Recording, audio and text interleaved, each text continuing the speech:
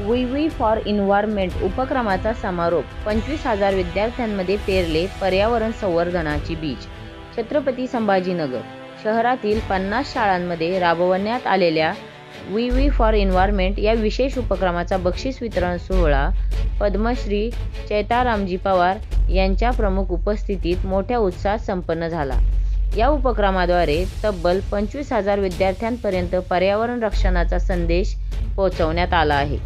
शहरातील 50 नामांकित शाळांमधील 25,000 विद्यार्थ्यांनी या मोहिमेत सहभाग नोंदवला.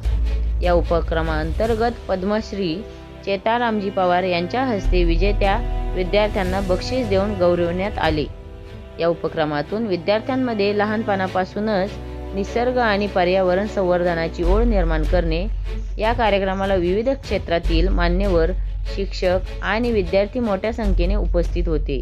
या उपक्रमामुळे विद्यार्थ्यांमध्ये पर्यावरणाप्रती जागरूकतेची एक नवी लाट निर्माण झाली असून भावी पिढी निसर्ग संरक्षणासाठी सज्ज होत असल्याचे चित्र पाहायला मिळत आहे. अंगवळून विकास याची सुरुवात जी झाली बारीपड्यात छोट्या गावातनं केली, पण हे मी केलेलं नाही.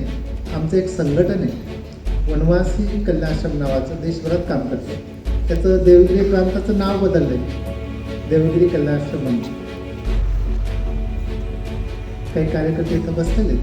हे टीमवर्क आहे, आम्ही सगळ्यांनी म्हणून केलं. पण सुरुवात कशी झाली तर बारीपाड्यामध्ये पर्यावरण खूप व्यापक शब्द आहे, त्याच्यामध्ये सगळी सृष्टीच येते. पण त्यातून आम्ही 5 बिंदू निवडले: जंगल, जल, जमीन, जन आणि पशुधन. कारण याच्याशिवाय माणूस जगू शकत नाही. याचं संवर्धन करायचं म्हणजे काय करायचं. आम्ही एका छोट्या जंगलापासून सुरुवात केली. त्यावेळेस उल्लेख केला की 84 मार्चला मला आदर्श विद्यार्थी म्हणून पुरस्कार भेटला. त्या शाळेमध्ये 2 लेखक आलेले होते त्यावेळेस, राजा मंगळवेडेकर आणि यदुनाथ थत्ते यांची मिरवणूक चाललेली. त्या मिरवणुकीमध्ये मी लाईन तोडली आणि त्या पालखीत काय ते बघायला गेलो. मला सरांनी कानाखाली वाजवली की लाईनीत चालता येत नाही का. ती पालखी ज्या ठिकाणी थांबली तिथं काय होतं तर एक वृक्ष काढलं ते लागवड. काही तर आमच्याकडे खूप आहे, त्याचं संवर्धन केलं पाहिजे. तेव्हापासून डोक्यात आलेला विषय हळूहळू वनवासी कलाशावाच्या माध्यमातून तो प्रकट व्हायला लागला. आम्ही गावामध्ये 5,000 वृक्ष लावून कामाला सुरुवात केली.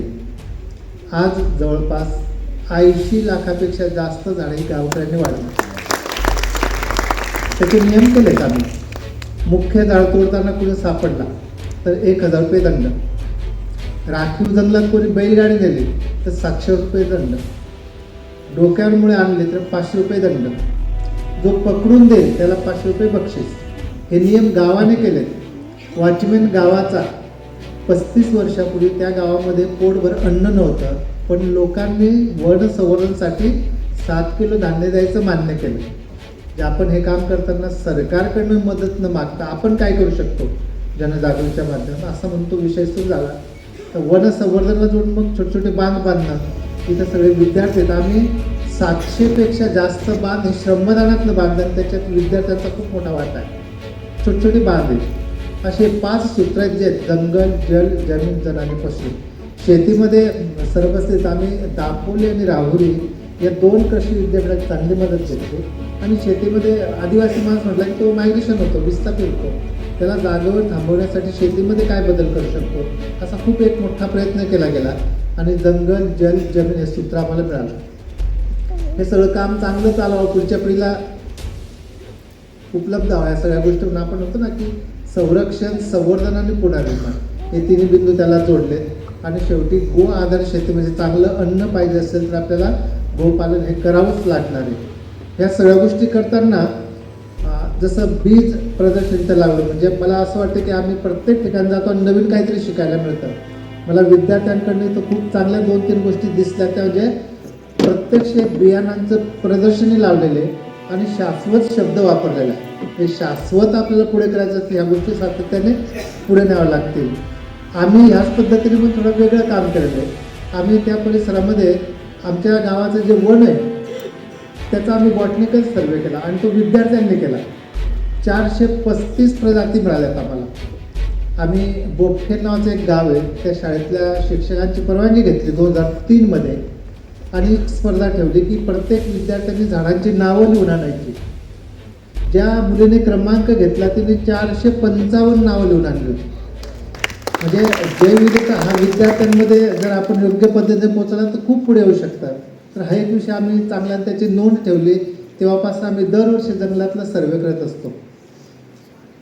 आम्ही त्या भागामध्ये 2003ला बारीपाड्यात दोघांनी PhD केली. एक कॅनडाहून आला विद्यार्थी आणि एक जर्मनीतनं. कॅनडातनं जो विद्यार्थी आला तो 2003मध्ये आला आणि त्याच्या लक्षात आलं की आदिवासी महिलांमध्ये परंपरागत ज्ञान खूप आहे, हे जतन करता येईल का. म्हणून वनभाजी महोत्सव शब्द तुम्ही ऐकला असेल कदाचित. त्याची सुरुवात बारीपाड्यात 2003मध्ये झाली. त्याला वनवासी कलाशापाचा पूर्ण सपोर्ट मिळाला आणि गेल्या वर्षी म्हणजे 21 वर्ष पूर्ण झाली त्या भाजी स्पर्धेला. 110 प्रकारच्या वनभाज्या त्या जंगलात मिळतात, त्याची नोंद ठेवली. यावर्षी 60 गावातून 620 महिलांनी भाग घेतला आणि त्याच्यामध्ये एका 12वीच्या विद्यार्थिनीने 250 भाज्यांची डिश बनवलेली. त्याचं सगळं नावं सांगायचे, त्याचे गुणधर्म सांगायचे, म्हणजे हा बॉटनिकल सर्वे त्याला जोडला गेला. आम्ही आमच्या परिसरामध्ये शेतीमध्ये किती व्हरायटी त्या नोंद ठेवायचा प्रयत्न केला. त्यातनं पुढे आला की आम्ही सेल्फ हेल्प ग्रुप केलं, वनधन केंद्र स्थापन केलं एक बचत गटाच्या माध्यमातून. आणि आम्ही आता हे प्रदर्शनीमध्ये जे मिलेट्सचा विषय आलेला आहे, आमच्याकडे साधारण 6 प्रकारच्या मिलेट्स होतात. ते फक्त कागदावर किंवा प्रदर्शनासाठी नाही, ते प्रत्यक्ष शेतात लोक पिकवतात.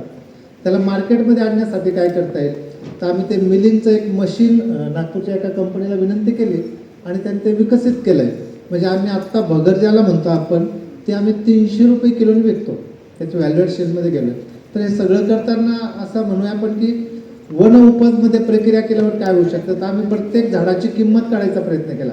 इथं आम्ही भोकर मोहाचे झाड पण ते बघितलं. तर ते मोहाच्या झाडाचं आम्ही व्हॅलिडेशनसाठी काय करताना आम्ही सरकारला एक पत्र लिहिलं आणि आदिवासी विकास विभागाने त्याला चांगली मदत पण केली. आम्हाला पहिल्या वर्षी 5 लाख रुपये लोन दिला, ते आम्ही परत केलं. दुसऱ्या वर्षी 10 लाख दिले, ते पण परत केलेत. गेल्या वर्षी आम्हाला आदिवासी विकास विभागाने 93,60,000 रुपये लोन दिलं आहे. आम्ही मोहाच्या झाडाचं बिझनेस प्लॅन बनवला आहे, त्याला सरकारची मदत घेतली. मोहाचं झाड म्हटलं की आपल्याला माहिती फुलांपासून दारू बनवणं, पण आम्ही काय केलं, त्या मोहाच्या फुलांना म्हणजे प्रत्येक झाडाला नेट बांधली, ते फुलं जमा केलीत आणि सोलर ड्रायमध्ये ड्राय करायची. देशी गायच्या घीमध्ये फ्राय केलीत. आम्ही त्याचे मनुके बनवलेत, आपण द्राक्षाचे मनुके खातो ना तसे. ते 1200 रुपये किलोने विकतो.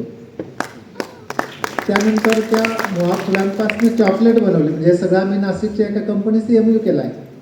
ते एका चॉकलेटची किंमत 20 रुपये, ऑर्गॅनिक आहे. त्यानंतर मोहाच्या फुलांपासून वाईन बनवली, ज्याची किंमत 700 ml ला 4,000 रुपये ठेवली. हे सगळी किंमत वाढा, म्हणजे पर्यावरणमध्ये नुसतं झाड लावून चालणार, त्याचं व्हॅल्यू पण आपण आणू शकतो का, जेणेकरून भविष्यामध्ये सगळेजण या वृक्ष लागवडीकडे वळतील. त्या झाडांना खूप फळं येतात, त्या फळांवर पक्षी जगतात. आमच्या इथल्या विद्यार्थ्यांनी पक्षी शोधलेत. गावामध्ये किती प्रकार आहेत, तर 48 प्रकारचे पक्षी आपल्याला बघायला मिळतात. ते फळपक्षी खातात, त्याचं बी खाली पडतं, टोळी म्हणतो आपण त्याला. ते टोळी क्रश केली की त्याचं तेल आम्ही खायला वापरतो स्वयंपाकामध्ये, आणि त्याची जी पेंड आहे ते आपण स्मोकलेस चुलासाठी ब्रिकेट बनवायला वापरतो. ते तेल 100 रुपये किलोने पण कोणी घेत नाही. आम्ही त्याची किंमत व्यवस्थित मिळावी त्याला व्यवस्थित पॅकिंग केलं आणि आता 1800 रुपये किलोने विकतो. त्या तेलापासनं साबण बनवला आंघोळीचा, त्या तेलापासनं व्हॅसलिन बनवली आणि त्याची बेरीज काढली तर एका झाडाची किंमत ही 1 लाखापर्यंत जाते. लोक पर्यावरणाकडे वळावे, पर्यावरण काय वृक्ष लागवड करावी, यासाठी आपण हा सगळा विषय करतोय. आणि हे सगळे उत्पादनं तुम्ही मोबाईलमध्ये शबरी नॅचरल टाईप केलं की तुम्ही प्रत्यक्ष बघू शकता, खरेदी करू शकता. त्याचा पैसा सरळ बारीपाडीच्या अकाउंटला जमा होईल. म्हणजे जोपर्यंत आपण जंगलाची किंमत काढत नाही तोपर्यंत आपण अशा दिशेने पुढे सगळ्यांना नेऊ शकू की नाही असा प्रश्न येतो.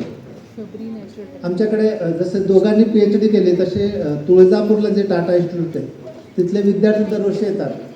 त्यांना आम्ही असं वाटतं की आम्ही जे जंगल सांभाळलं गावाचं त्याची किंमत काढू शकता का. ते विद्यार्थी दरवर्षी महिन्याभरासाठी येतात. त्याची किंमत काढली त्यांनी 1100 एकरची, जवळपास 3,000 कोटीपर्यंत जाते. हे गावाचं फिक्स डिपॉझिट आपण त्याला पाऊस पडवलं ना पुढे चालत राहणार. त्यांना आम्ही असं म्हटलं की नुसतं झाडांची किंमत काढून चालणार नाही. कोविडमध्ये लोकांनी ऑक्सिजन विकत घेतलाय ना, त्याची पण किंमत लावा. 1100 एकरमध्ये किती